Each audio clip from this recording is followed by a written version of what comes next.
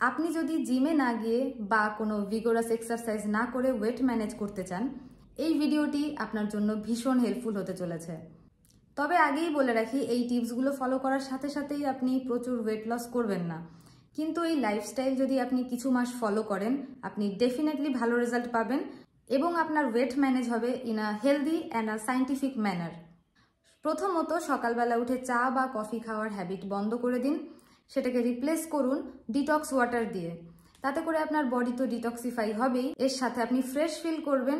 এছাড়া যদি আপনার কনস্টিপেশনের প্রবলেম থাকে, সেক্ষেত্রেও আপনি ভালো রেজাল্ট পাবেন। নাম্বার 2, দিনের শুরু করুন একটা সিজনাল ফ্রুট খেয়ে। বি ইট অ্যান অ্যাপেল, কলা হতে পারে বা পাকা পেঁপে হতে পারে। নাম্বার 3, লাঞ্চের 20 to 30 মিনিটস আগে ফুল প্লেট স্যালাড খান। ট্রাস্ট মি, এটা খাওয়ার পরে আপনার খুব সুন্দর একটা খিদে পাবে।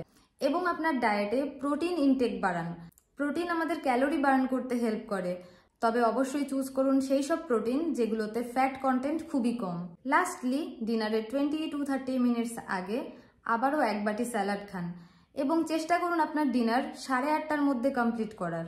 এই রুটিন ফলো করলে আপনি 15 দিনের মধ্যে কিছু না কিছু রেজাল্ট তো ডেফিনেটলি পাবেন এবং এই রুটিন ফলো করলে আপনি আপনার অপটিমাম ওয়েট গেইন করতে সক্ষম হবেন। শেয়ার করুন এই ভিডিওটি আপনার কাছের মানুষের সাথে এবং আপনার রেজাল্ট শেয়ার করুন কমেন্ট সেকশনে।